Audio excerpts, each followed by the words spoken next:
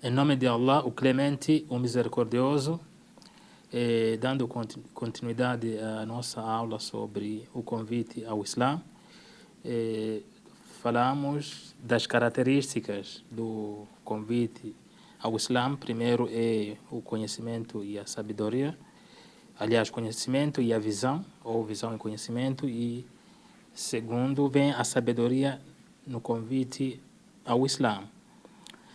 Allah o Altíssimo disse no Alcorão: convoca a senda do teu Senhor com sabedoria e uma bela exortação.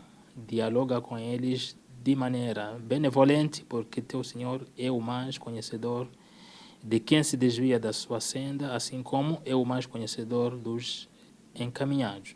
Então, uma das evidências aí que diz que aquele que vai divulgar o Islã ou convidar as pessoas ao Islã tem que ter a sabedoria e também uma bela exortação, um bom conselho, boas palavras diante daqueles que querem se converter ou daqueles que está convidando ao Islã.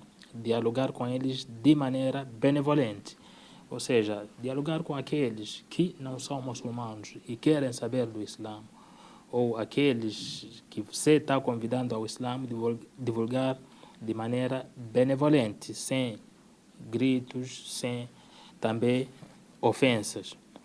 A sabedoria consiste em convidar as pessoas ao Islã de maneira adequada, no momento e lugar indicado. Ou seja, não é qualquer lugar, qualquer momento também que deve estar ali insistindo para que as pessoas escutem a você que está divulgando o Islã. Então, tem que também observar o ambiente, o lugar onde dá ou se dá para falar acerca do Islã, se dá para convidar as pessoas para o Islã ou não. Então, essa sabedoria inclui tudo isso, além do conhecimento que você vai ter, essa sabedoria, se aquele momento é adequado para convidar a pessoa para o Islã ou não, se aquele lugar é adequado também para convidar aquela pessoa para o Islã ou não, porque pode ser que você viu a pessoa quer sim convidar para o Islã, só que é um lugar que não dá naquele momento para aquela pessoa, pode não atender da melhor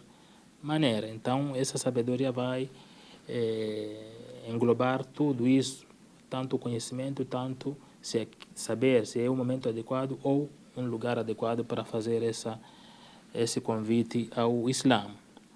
As pessoas se diferenciam quanto aos costumes, maneira de pensar, nível de conhecimento e entendimento, assim como são diferentes as chaves de acesso aos seus corações. Por isso, o muçulmano que os convida ao Islã deve saber como tratá-los e escolher o melhor método para convidá-los e também aconselhá-los. Então, o próprio muçulmano, aquele que está fazendo o convite ao Islã, tem que saber qual método vai usar, olhar a pessoa, olhar o momento, o lugar, o que deve falar naquele momento para aquela pessoa que quer saber acerca do Islã. Então, é essa sabedoria que precisamos ter nessa situação, ou seja, ao divulgar o Islã ou ao convidar para o Islã. Sempre há de se convidar as pessoas ao Islã com carinho, suavidade e moderação, exortando a compaixão, usando um diálogo equilibrado e calmo, que não provoque ódio ou afastamento.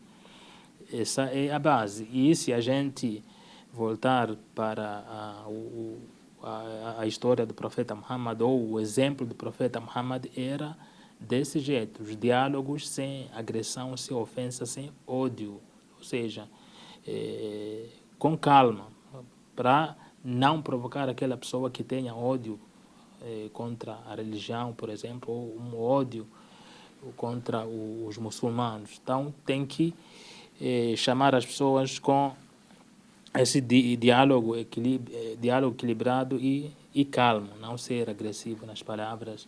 Mesmo que você saiba que, mas eu estou falando a verdade. Mesmo tendo a verdade, tem que ter bons modos. Sem bons modos, a gente, ao invés de convidar, ao invés de chamar as pessoas para o Islã, capaz de expulsar, ou seja, as pessoas terem o ódio da religião ou dos próprios muçulmanos. Por causa de quê? Por causa das nossas próprias palavras. podem ser verdadeiras, mas o modo que a gente usa ao convidar as pessoas ao Islã podem expulsar as pessoas. Estas eram as qualidades do profeta Muhammad, que a paz e bênção estejam sobre ele. E por isso Allah o elogiou no Alcorão. Pela misericórdia de Allah, és compassivo com eles. Se houvesse sido rude e duro de coração, haveriam se afastado de ti. Que comprova como era o profeta Muhammad sallallahu alaihi wasallam. Ou seja, um versículo que diz que se ele fosse duro e rude diante daqueles que não eram muçulmanos, então as pessoas iam se afastar do profeta Muhammad. Mas aqui elogia-se, em uma passagem do Alcorão, está-se elogiado pela misericórdia, a misericórdia de Allah, és compassivo, era compassivo, ou seja, o profeta Muhammad era compassivo com essas pessoas, aquelas pessoas que não eram muçulmanas, então era compassivo, e se fosse o contrário, ou seja, duro, rude, essas pessoas se afastariam dele, ou seja, seria um fracasso na divulgação do Islã. Mas, como sabemos, ele tanto no conhecimento, tanto na sabedoria, no caso o profeta Muhammad, e o jeito de dialogar, já a maioria das pessoas estavam ali sempre se convertendo ou aceitando o convite ao Islã. O convite ao Islã, à família, ao convidar a família para aceitar o Islã. Aquele a quem Allah agraciou com o Islã deve se preocupar que sua família também seja agraciada, ou seja, você é um muçulmano, tem que se preocupar que a família também seja muçulmana, por isso tem que convidá-la da melhor maneira possível à senda de Allah. Então, você aceitou o Islã, também tem que tentar que a família seja muçulmana e convidar também da melhor maneira. Ou seja, isso não pode ser, isso de convidar as pessoas ao Islã da melhor maneira, não pode só ser fora da família. Mesmo dentro ali da família, sua família tem que também usar os bons modos para que eles ou ela, a família, no caso, aceite o Islã. Pois os integrantes dela são seus entes mais queridos e há que ser paciente com eles. Esses familiares são as pessoas mais próximas. Essa família é a família, ou seja, os familiares são pessoas mais próximas.